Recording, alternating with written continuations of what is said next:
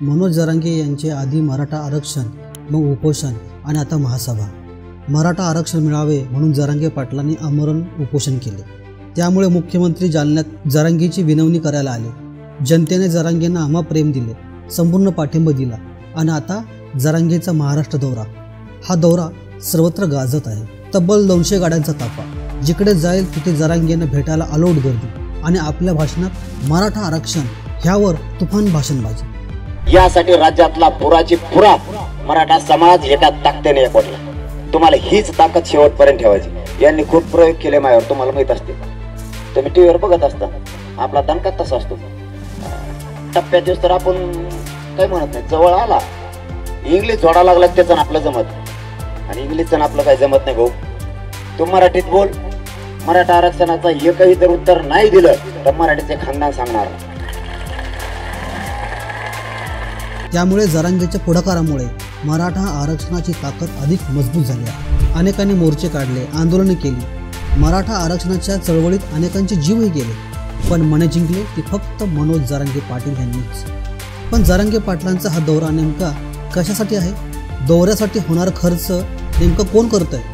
जरांगे पाटलांना कोणाचा पाठिंबा आहे? जालन्यातील उपोषणानंतर जरांगे पाटील मराठा समाजात चांगलेच प्रसिद्ध झाले। त्यांना मराठा समाजाने पाठिंबाही दिला। 30 सप्टेंबरपासून जरांगे पाटलांचा महाराष्ट्र दौरा सुरू झाला। सरकारला ज्या वेळेस मान्य केली त्या वेळेस मी माझ्या भाषेत समाजाची वेदना म्हणूनच मांडणी केली। नसता भाऊ आजकाल इतका अवघड आहे, एखाद्या मंत्र्याने आमदाराने जर खांद्यावर हात टाकला ना, दुसऱ्या दिवशी माणसं नीटच बोलत नाही एकामेकाला। आपल्यापाशी अख्खं मंत्रिमंडळ बसून होतं, सगळे पक्ष। माझ्या जातीसाठी मी माझी एवढी इंचभर नियत डळू दिले नाही, इंचभर। मी जिवंत असेपर्यंत माझ्या जातीशी गद्दारी करू शकत नाही।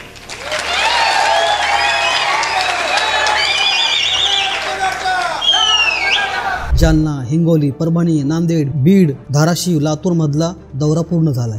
तसेच सोलापूर आणि नगर जिल्ह्यातला दौराही संपलाय। आता जरांगे पाटील यांचा उत्तर महाराष्ट्र दौरा सुरू झाला आहे।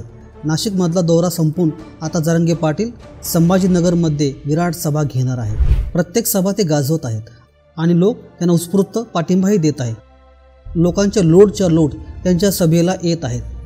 जरांगे पाटलांची एक झलक पाहायला लोकांची गर्दी ओसांडत आहे। 200 गाड्यांचा ताफा, JCBतून पुष्पवृष्टी आणि रात्री 1 वाजता सभा, पहाटे 4 वाजेपर्यंत त्यांना भेटण्याची लोकांची रांग। पण अनेकांना प्रश्न पडलाय की ह्या सर्व सभांचा खर्च नेमका कोण करतंय? तर सभांसाठी जरांगेचे समर्थक स्वखर्चाने सर्व कार्य पाहतात।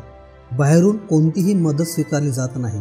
स्थानिक आयोजक जरांगे पाटलांच्या सभांचा खर्चाची जबाबदारी उचलतात। स्थानिक आयोजक जरांगे पाटलांच्या सभांचा खर्चाची जबाबदारी उचलतात। आयोजक आणि प्रायोजक मंडप आणि लोकांच्या बैठकीची व्यवस्था करतात।